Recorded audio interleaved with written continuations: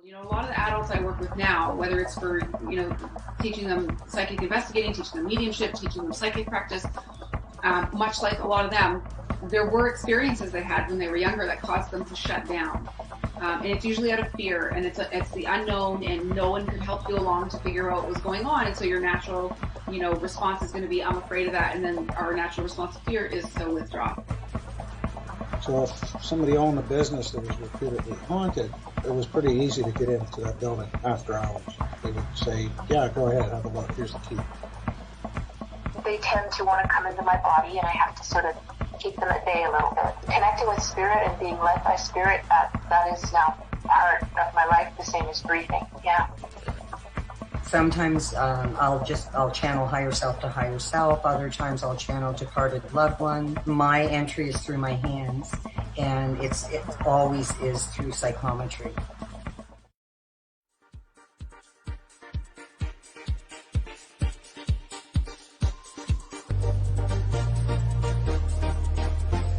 Did you hear that? Thanks for watching. And of course, subscribe.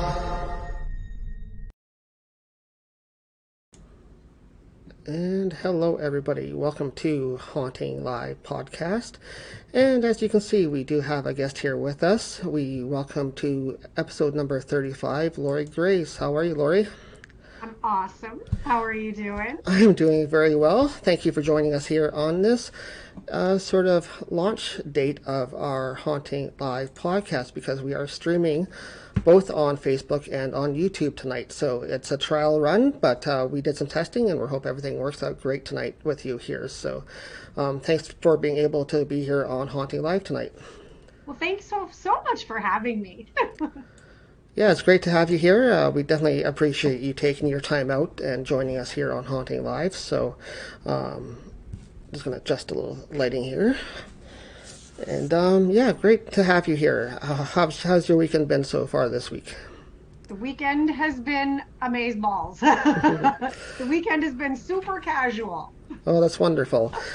Here too as well. We were quite busy testing up our new setup here in the studio, and I think we got everything tweaked out the way we like it. So everything seems to be running smoothly here. So we hope we have a great show here tonight with you. But first of all, thank you so much for taking time out for joining us here. So let's start at the beginning and talk a little bit about how you got into the psychic and tarot reading work. What drew you into that? Oh, a long once upon a time in a faraway land, Scarborough, Ontario. When I was little, I had a really hard time differentiating between dream life and real life. Like, I remember recalling dreams to my mother. Well, she informed me that they had to be dreams because she was like, that never happened. We never visited Santa Claus underneath the parking lot with a big brass band, Lori. That never happened. I had the best imaginary friends. And as I got a little bit older, I started to get knowings about when people were going to pass away and when people were pregnant, which was fun at parties. So that's kind of where it started. Dreaming being this source of, there's more than just what we can touch, taste, feel, smell, right? When I bought my own first deck of cards when I think I was 20, and taught myself how to use them. So that started to sort of mesh in with dream work and searching in general.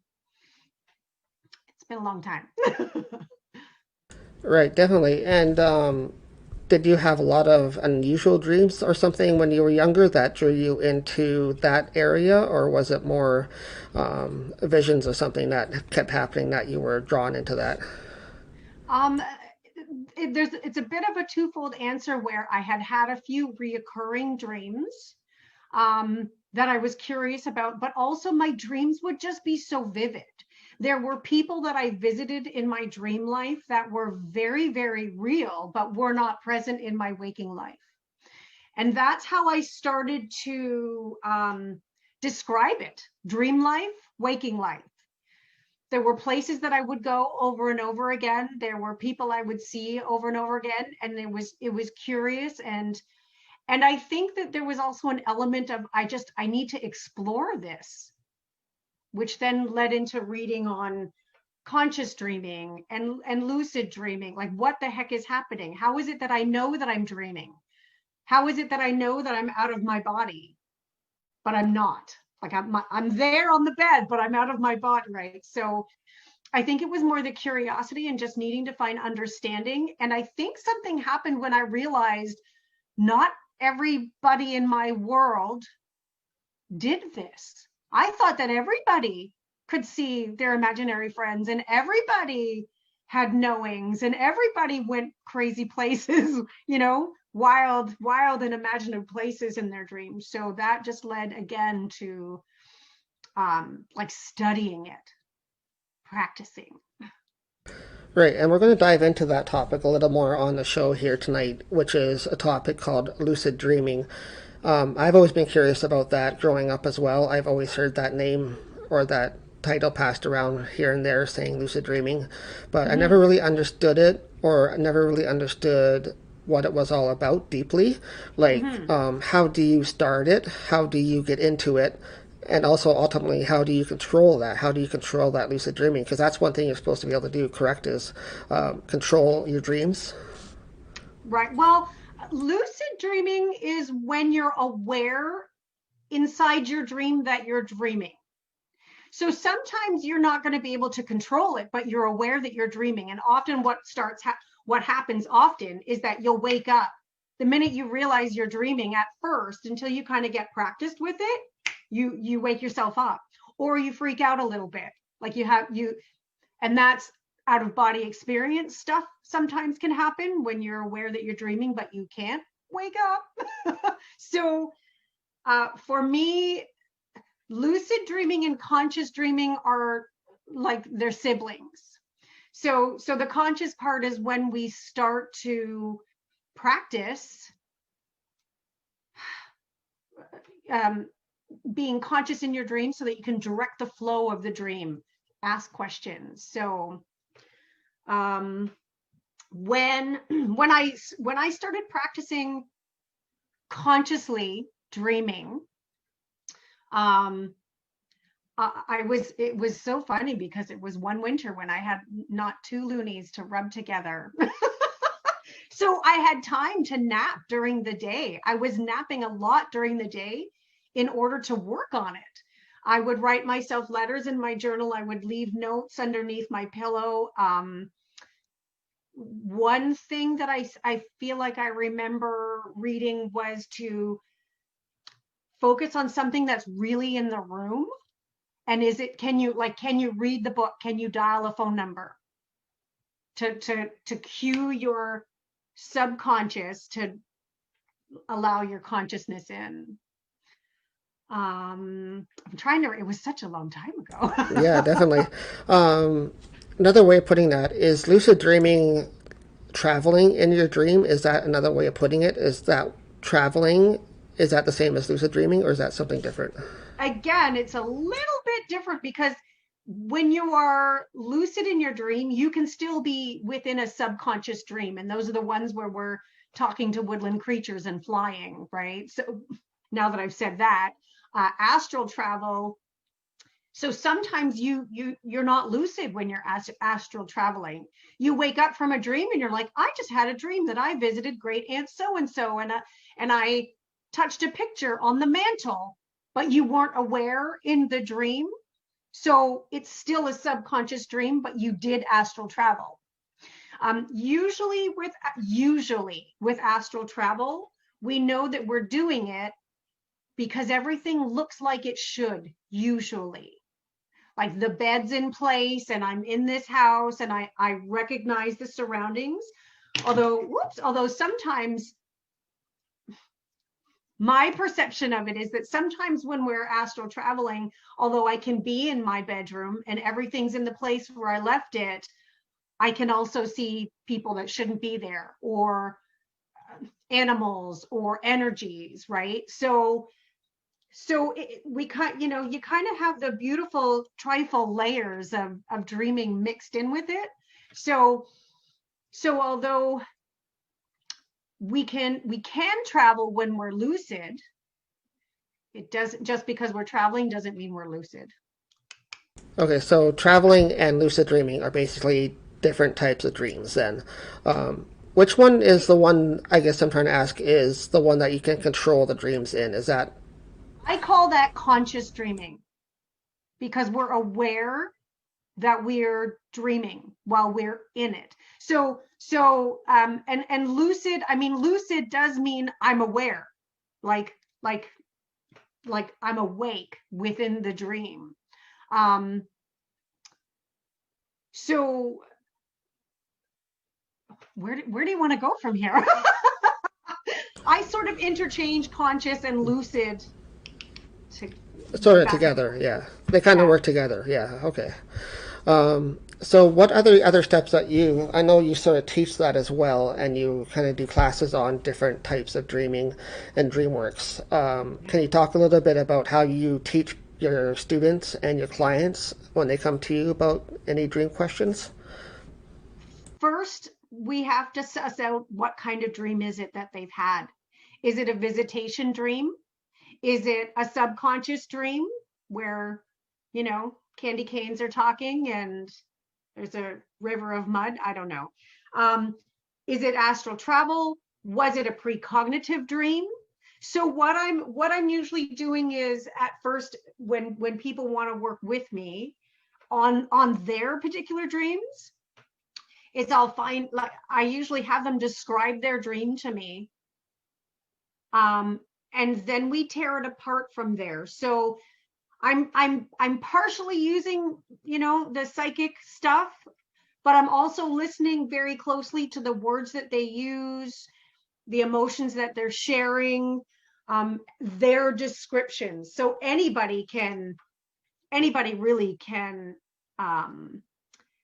help somebody to tear apart a dream to see what the heck was really going on. I do, I've got a bunch of, I did one class recently where I walked the students through how to do that. And then there's all kinds of other dreams. I feel like one of the biggest and most important tools that I had was to keep a dream journal. And to keep that journal next to the bed. Even if it's not a formal, beautiful journal, it's just a crappy little notebook from the dollar store, or Post-it notes, like anything, so that when you wake up, because you're not going to remember it if you've not practiced how to do it, take down notes. And that helps. It's interesting because when you wake up, your brain state, you're still half asleep. So you're sort of still in that dream state. So when you wake up and you start to write all your whole dreams down, it helps your mind practice that. And that can leak into being conscious while dreaming. So in other words, I guess there can be some kind of, almost leftovers once you are coming out of your dream state. You can still have those messages and images come through. And at that time, that's when you want to start writing in your journal so that you remember at least the basics of that dream. Yeah. I have totally, because I've practiced this forever, and I feel like dreaming's a bit of a hobby that it's hard to explain to people. I've done that thing where I've woken up from a dream and decided, like in the half asleep, I'm not done with that dream. Go back to sleep and go back into that dream, that same dream with the same people, to like either fix things or suss more information out of it. And again, that comes with practice. Actually, yeah, I've had that quite often. Actually, I would be like sleeping throughout the night, dreaming about a dream, but then I'd wake up in the middle of the night at 2 or 3 o'clock in the morning, go back to sleep again, and either continue that same dream or have a very similar dream where it feels like it's continuing on. So I've had that quite often, yeah.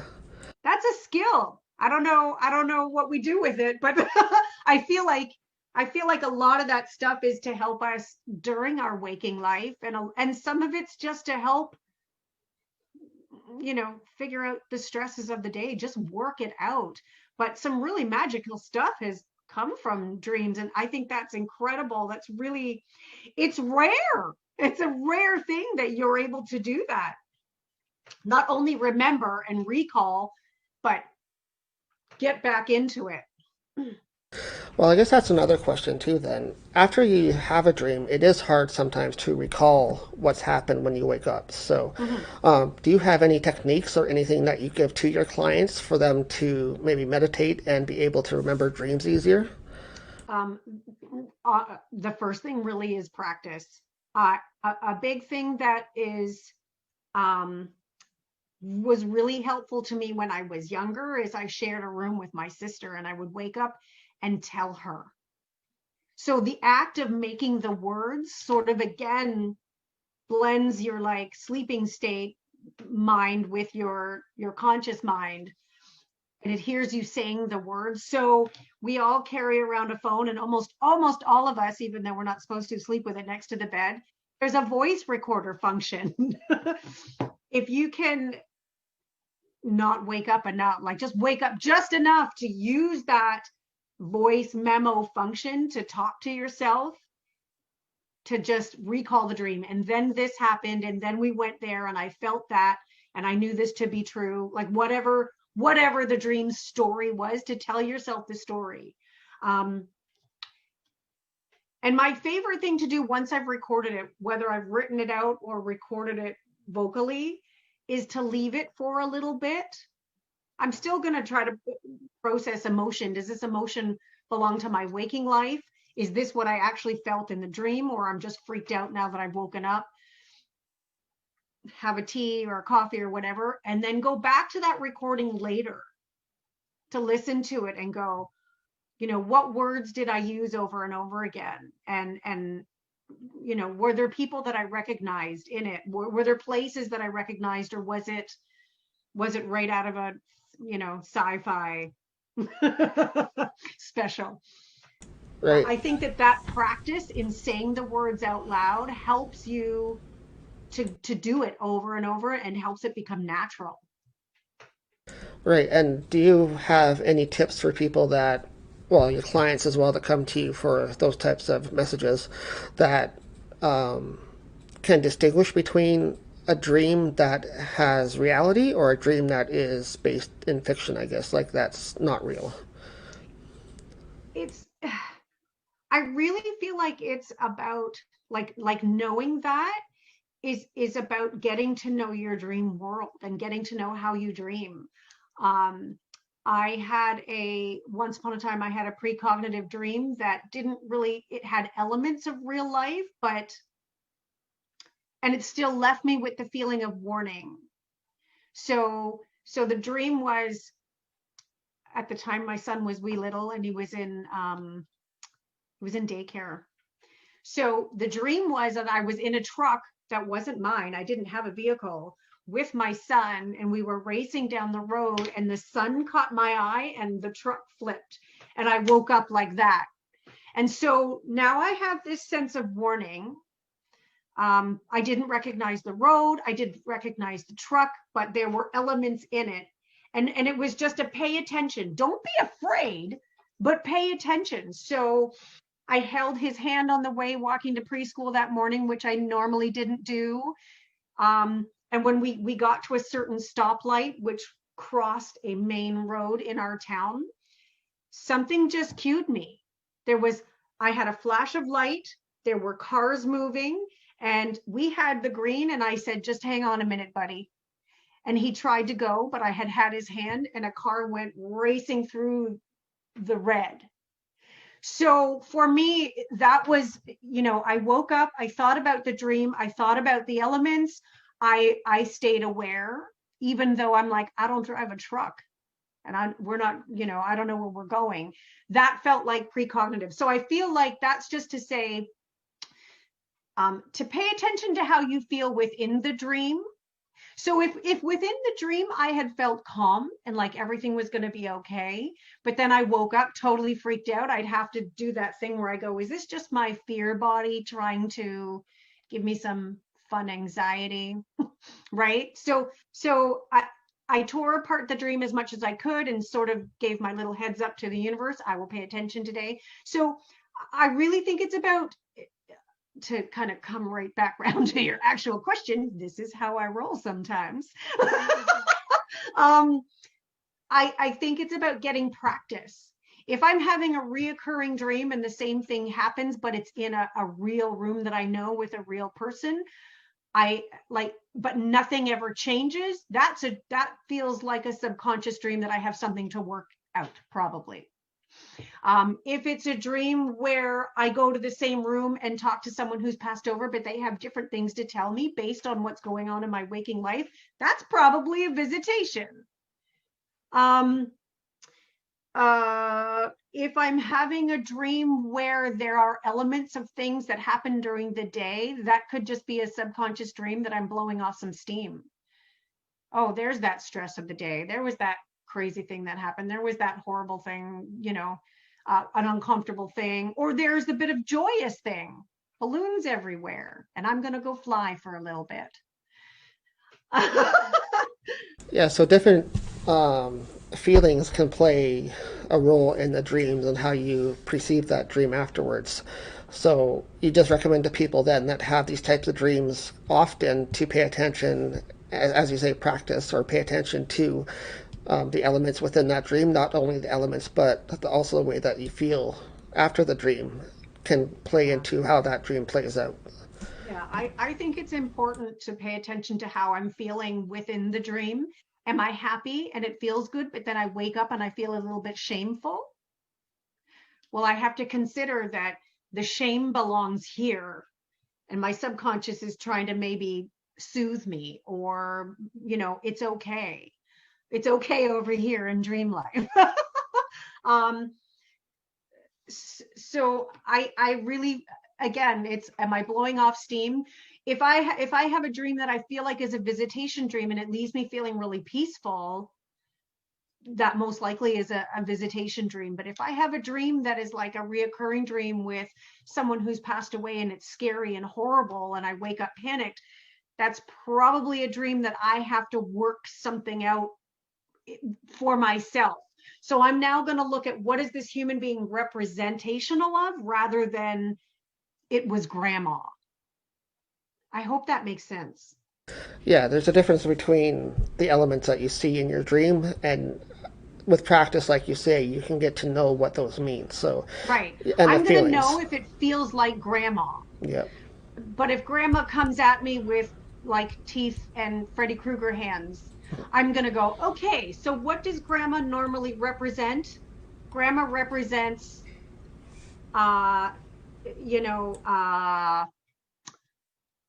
feminism and da-da-da-da-da. Whatever grandma represents to me, why am I feeling threatened by those elements rather than grandma trying to take me out? Yeah, and speaking of, I guess I'll ask you that question next. Have you ever had any type of visitation type dreams where you recognize somebody?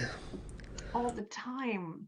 So because I see stuff, let me, when I was younger, I would physically see stuff. And at one point I was single parenting and would see stuff in the house after the kids were in bed, and it would scare the crap out of me. And I asked guides, universe, I can't see it like that anymore. If you want me to do something with this, you have to bring those messages some other way, because it's scaring the crap out of me. I would regularly see in my early to mid 20s, creeping into almost 30s, before people would pass away, I would see their shades. I think that's what you call them. Or their aura? Well, it was just their shadow. But I would know who it was. And 3 days later they would pass away. But it scared the crap out of me. Like I'm single parenting a house full of kids. I can't, and then I can't sleep because my adrenaline's running. So I used to see things.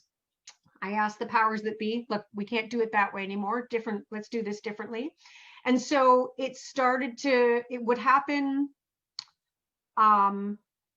sometimes in dreams, but only who I would allow in, because that was another thing that these are my boundaries and this is my home. And I don't invite stranger people in my waking life in, so stranger spirits also can't come in unless it's going to save me from something that I can be saved from, right? Like, those are the rules. I'm a big fan of making my own rules. No, I hear you on that. We often tell our clients that on the paranormal investigation side of things. So when we go into an investigation, we sometimes have to tell people that as well. As a client, say, this is your space, this is your home. You lay down the rules. Treat it like a child. It may sound weird to you, but sometimes that's what you have to do, even with spirits. So, absolutely. Once we're going to go squirrel a little bit. I had a client at one point that was having trouble with something in the house, and I had to go back again and again. And I said, you keep inviting it in, or, you created this. It wasn't an external thing. You've created it and invited it in, and I keep excusing it. And then you're like, let's talk about that some more. And you're creating the energy. So when it comes to dreams, before I kind of made those hard and fast rules, I would have visitors, and it would be in that place where you're kind of like half awake and half asleep, and there's somebody standing at the end of the bed, and you have to decide, are they really there? That happened a lot when I was a child. When I was a kid, it didn't so much scare me, though. I was more curious from underneath the covers. yeah, you're hiding under the cover still, though. So. But watching. But watching curiously. What is that cat, or what is that witch, or what is that shadow? And they don't go anywhere and don't move, and they're floating way too high to be somebody. Mm-hmm. So still under the covers. So when I dream, in terms of dream visitation, now in my life, because I do psychic medium work, and that only started about 10 years ago in my 26-ish years of doing this kind of work. Now that I consciously do medium work, I almost never dream about my people, my ancestors, people who might visit me. It mostly happens when I'm awake. I was going to say, that's something, it's because you're focusing on another area of your life now, or is it because you're not focused on them directly anymore? I think that it doesn't happen in my dreams, because when I meditate before bed, and I think that I set goals before bed, like I wake up exhausted most days. I wake up needing second sleep usually. So I think, because I've sort of set the stage that this is the language that I'm going to speak to my people, my ancestors, clients, people, there are rules when I am going to invite somebody in. I think that's why it doesn't often happen when I'm dreaming. I don't get, grandma showing up in my dream saying, I have something to tell you. Something will happen during the day, or I'll have that knowing. Oh, that's grandma energy all over that. But I'm awakened in the dollar store. That's not a good spot to start seeing spirits, at the dollar store when you're shopping. I think I've trained most of the people who know me, and most of the places I go to, like, they know me. They'll call me the little witch usually before they'll call me Lori. Are you the witch? Yeah, that's me. Actually, let's go with that next for the next topic. You are called the Little Witch, and that is on your Facebook and your website as well. So how did you go about getting that title for yourself? It's another grandma story. First of all, I'm 5'0" and the doctors told my mom I would never get this tall. So little. And my other grandma, she was a bit of a rock and roll. She was rock and roll grandma. And so I never wanted to go outside to play with the kids. I was the one who wanted to stay inside and read the books. And honest to God, she'd go outside, you little witch. and also I would cackle, like my laugh was ridiculous. So honestly, that's where it came from. My grandmother would call me, "You have to eat that, you little witch. Go get in the shower, you little witch." Yeah. So was your grandmother a big influence then? Because you have a lot of stories about her, and she led you to kind of the path you're on now. Was she a big influence to you growing up? No. So my maternal grandmother passed away when I was 6. And this grandmother is like a step grandmother, but she sort of stepped in for this grandma, and she passed away not that long ago, maybe 6 or 8 years ago. Time is really hard for me. Um, what's very, very interesting is that my path was very solitary, and I didn't have any. I had more stuff maybe from my dad's side, like, and my step mom had some stuff going on that was energetic in nature, but she never ever would have called herself a witch ever. But she was the first person I saw read cards. So growing up, I felt like there was more stuff attached to my dad's side. And then as I got, it was funny. So, and my dad, I didn't really live with him like very long. And so it wasn't until I was out of the closet in this town. I live in a kind of a small town, pretty loud. I think I was out for like maybe 10 years before my mom started telling me, "Oh, I dream too. Oh, I had a couple of aunts who used to read fortunes. Oh," and I'm like, where was all this information? Like, I'm sure you could have used that a few years back when you were having your Right? first experiences, right? So what's fun is that my daughters, never ever did I try to put any of this on them, but they've sort of lived with like Yule logs at Christmas and mom talking about spirit guides. And we all, we'd get up in the morning and we would all tell each other our dreams across the kitchen table. So that was very normal in my house. So what's so interesting is that they can just come to me with this stuff. So I spent, there was some time where there was a lot of vacation Bible school and Sunday morning Bible school. And I recall very, very distinctly somebody, whether it was a priest or it was a Bible school teacher, saying that only the church could talk to God. I was having conversations with God like all the time. That's how I processed it. I talk to him directly all the time. And I can't let anybody know that this is happening. So there was like no guidance from anywhere. And there was like a little metaphysical shop in town, and I went and I bought my cards. And I think that right around the time that I was starting to do that, John Edwards was on the TV and Sylvia Brown was on the TV. And that was like, I didn't have the internet. That was my whole world of resources and what was going on in my own dream time understanding about things. So there was no, like, some people will say, I come from a long line of witches right from Scotland. And I'm like, I have no idea.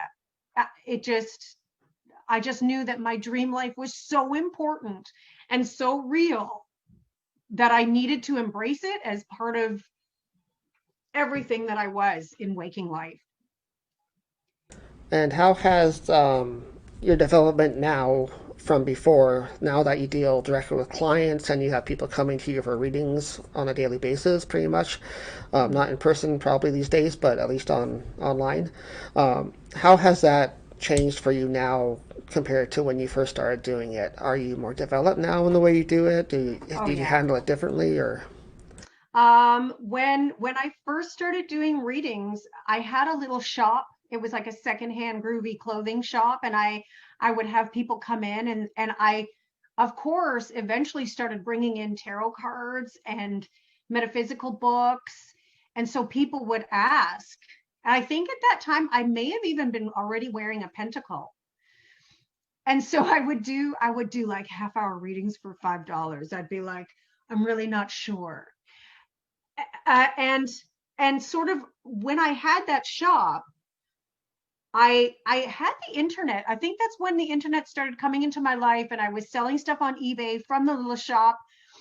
And I got on a networking site, and some of these ladies were talking about working on tarot on the telephone. And I was like, what is this? I want some of that.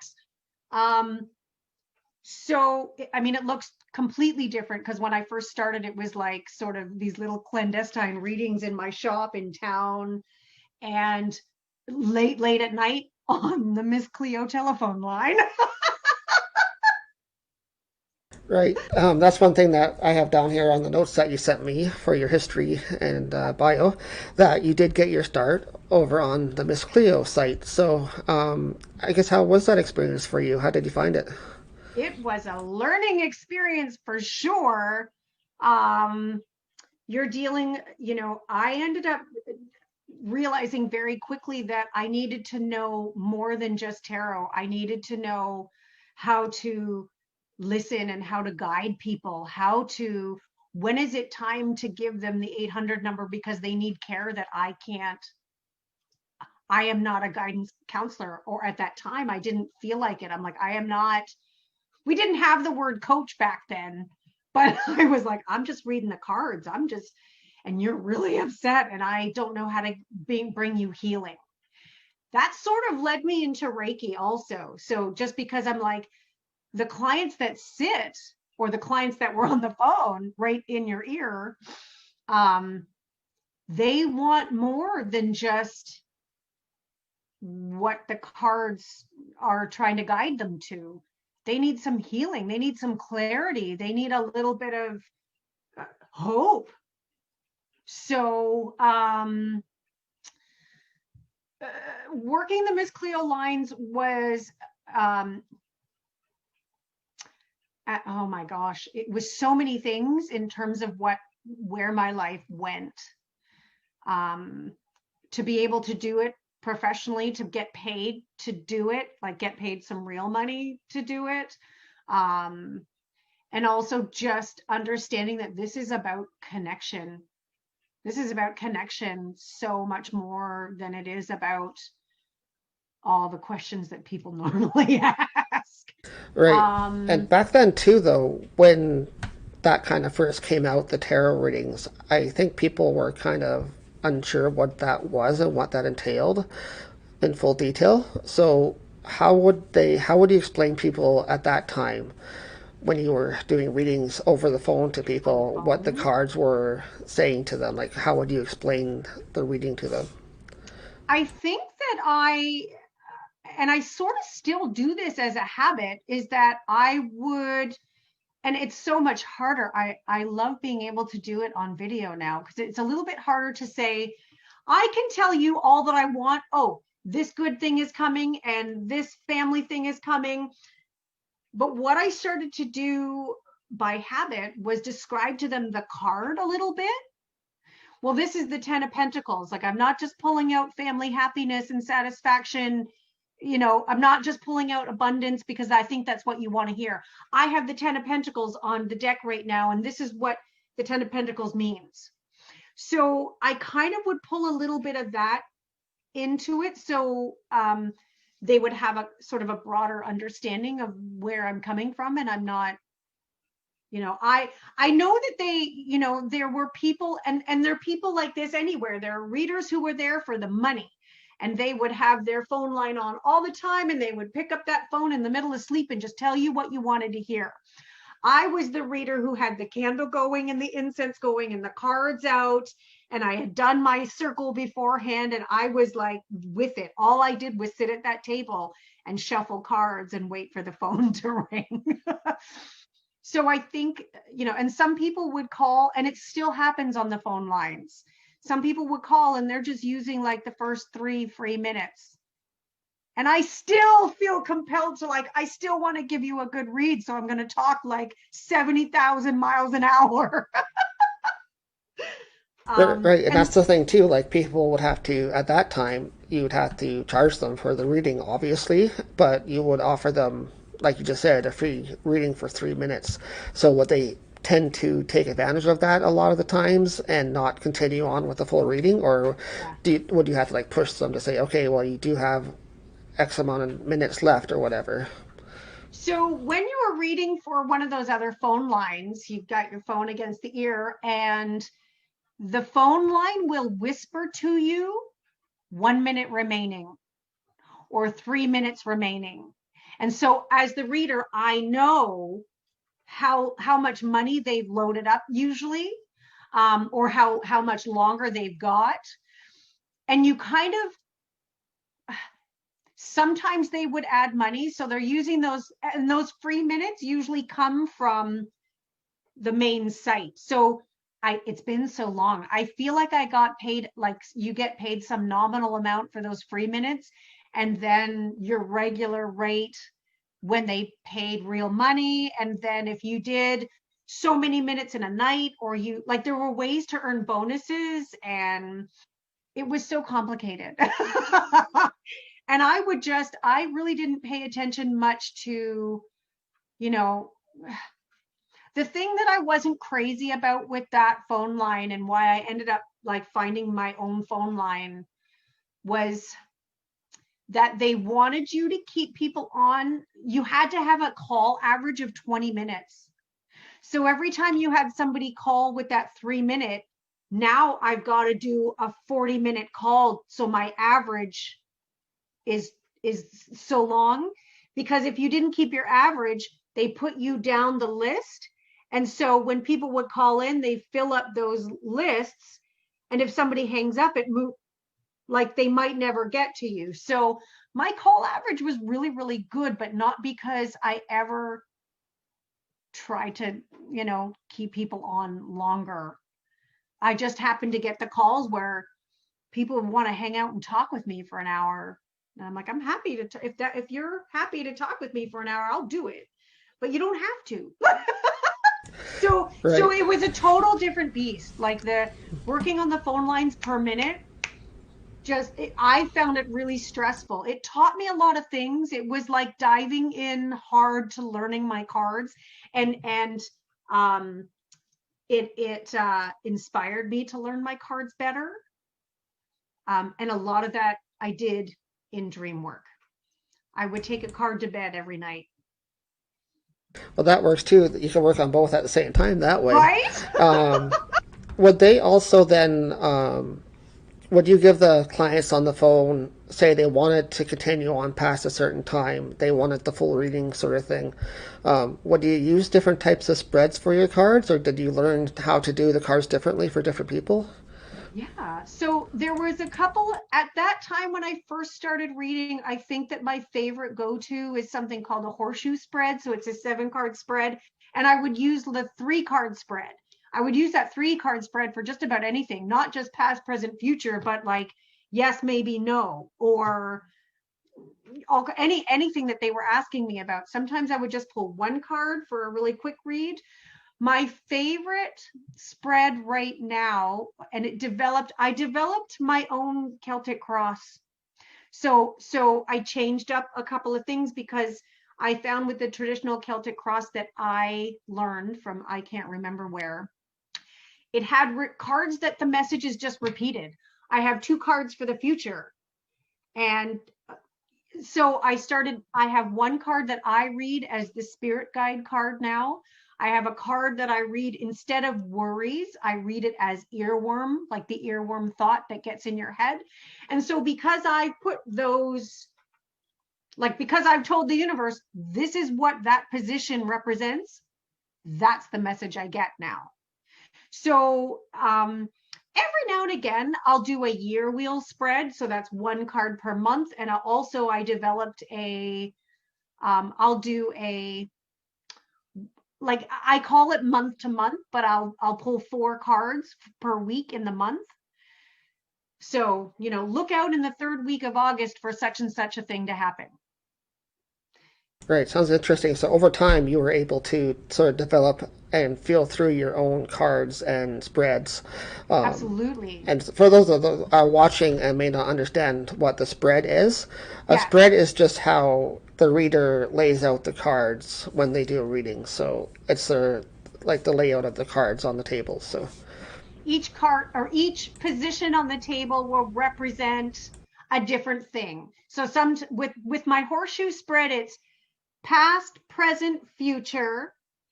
If I do this, then I get this, environment, and earworm.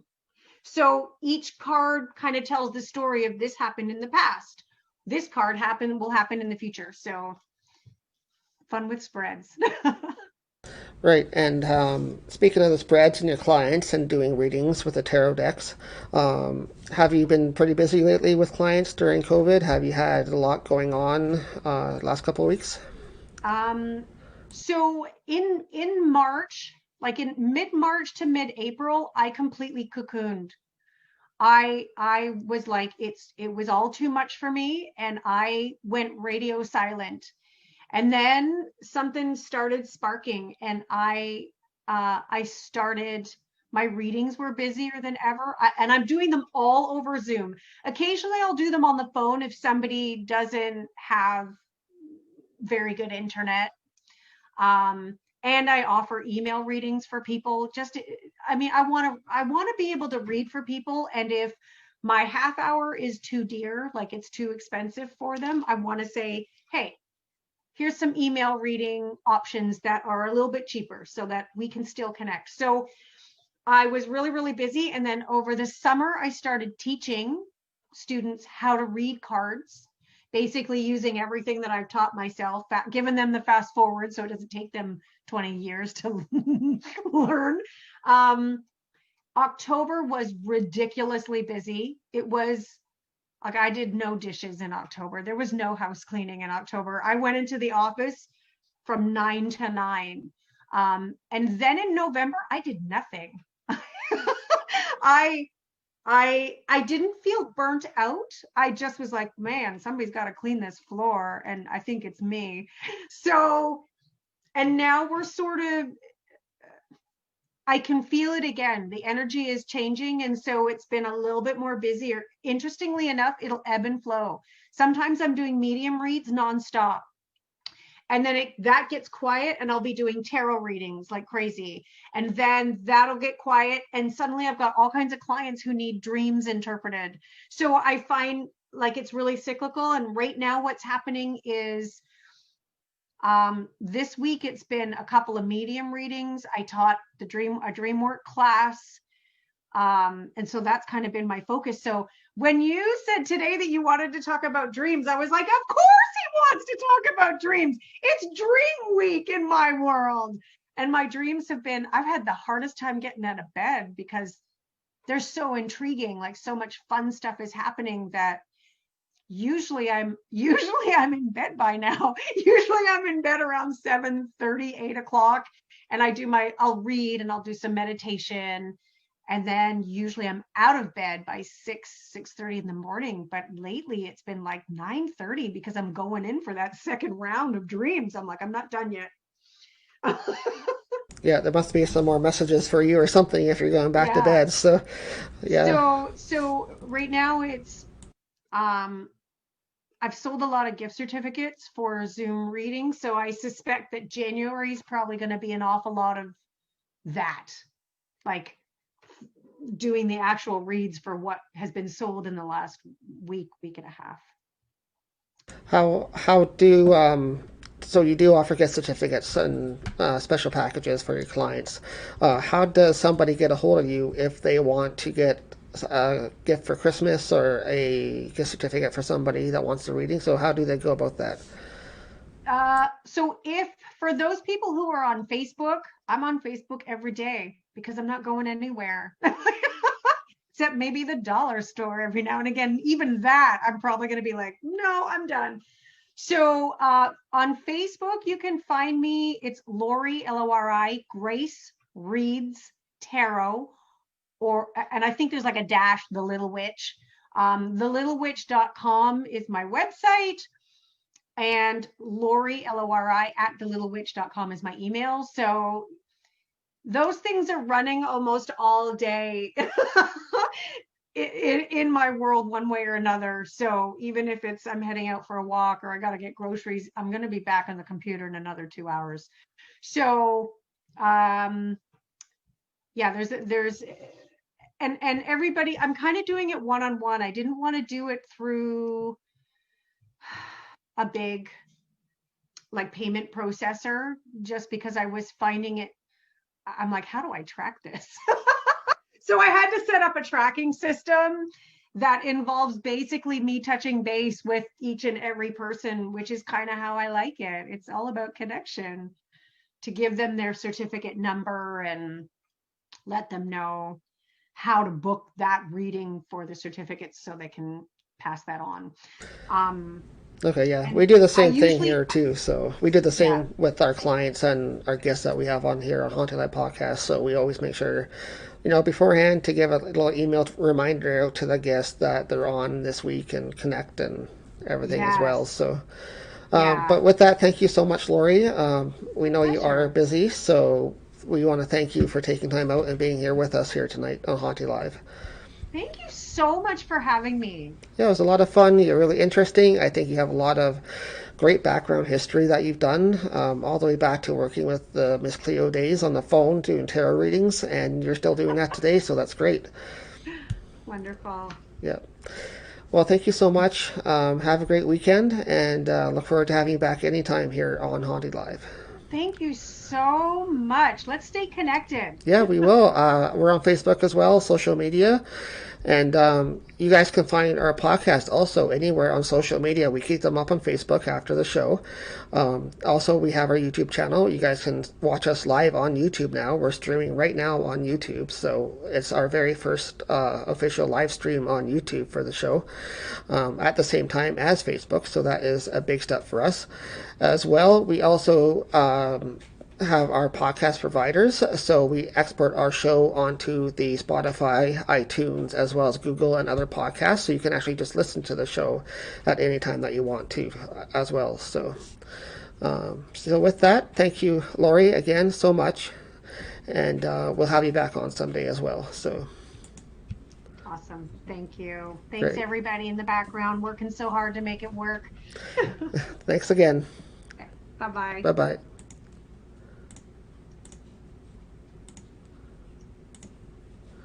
And that was Lori Grace, everybody. She's a psychic and a tarot reader. We thought she had a lot of great history there. She got her start in the early 90s doing the Miss Cleo phone lines, so we thought that was really interesting to find out how that worked back in the day. And she told us what she did back then and also how she deals with her clients nowadays, so from all the way to the 90s to 2020. So she's still doing it, and that's wonderful. That's what you're supposed to do in life. You're supposed to do what you want to do in life and continue that path. So thank her again so much, Lori, for coming on to Haunting Live Podcast here tonight. And everybody that's joining us here, we are broadcasting live simultaneously on Facebook as well as our YouTube channel for the first time tonight. And I think we had a wonderful experience, and I hope you guys did too here at Haunting Live. We just want to go over a couple of things at the end of the show here tonight, guys, to do a recap, what we normally talk about after the guest is on, as we normally do. And the first thing is our big live event coming up for next year. We just recently had a event in November at the Queen's Inn Hotel in Stratford.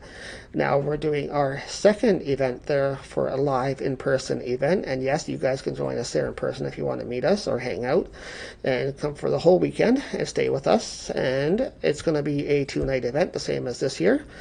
And it's going to be held in April next year, 2021. So tickets for that event will be posted shortly. I believe the start date is January the 2nd. They'll be available on our website, HauntingLivePodcast.com, under events, and you'll be able to buy tickets right there. Or you can contact the Queen's Inn Hotel directly in Stratford, Ontario, and they'll help you out as well. If you talk to Sally there, ask for Sally, she'll help you out. Otherwise, usual stuff, feel free to check out our Facebook page, is Haunting Live Podcast, under OGPS Filming. And we also have a Facebook group now that we're getting some great traction on. A lot of people seem interested in joining the group. And you can get different types of information there, stuff that we do, different posts that we make. All of our podcasts will be posted there as well, and some other fun stuff. So find our Facebook group on Facebook and join that if you like. Also, go check out our website directly at HauntingLivePodcast.com. On there, we have a lot of stuff on social media, so you can follow us on Facebook, our Facebook posts, our YouTube, directly from our website. You can also check out our great merch section that we have available, products that we sell through Haunting Live Podcast, which are just products that we use in the field every day here for the paranormal stuff. So like crystals, cleansing materials, some handcraft bags, some feathers for smudging materials, stuff like that. So go check it out. We have some great items up there, and a special right now for Christmas also, if you want to check out our Christmas specials. So, and today is actually the last day for that. Okay, well, go check out the website tonight if you want to get in on our Christmas special. It's, I believe, if you spend over $40, you get a special gift. So go check that out. Otherwise, guys, thank you so much for tuning in. We had a great night. I think this went really well, and this will be our format from now on here at Haunting Live Podcast. So thank you for tuning in. Everybody, have a great weekend, and we shall see you guys next week right here on the show at Haunting Live Podcast. And don't forget to head over and check out our website. And also don't forget, sign up for our mailing list as well. Right on the main page of our website, about the middle of the page, is the sign up. You guys will get a email notification once a month about upcoming guests and news happening here at Haunting Live. So thank you guys. We appreciate you following us on social media, sharing our podcasts, and look forward to bringing you many more guests well into the new year, into 2021. So have a great night, guys. Have a great evening, and take care.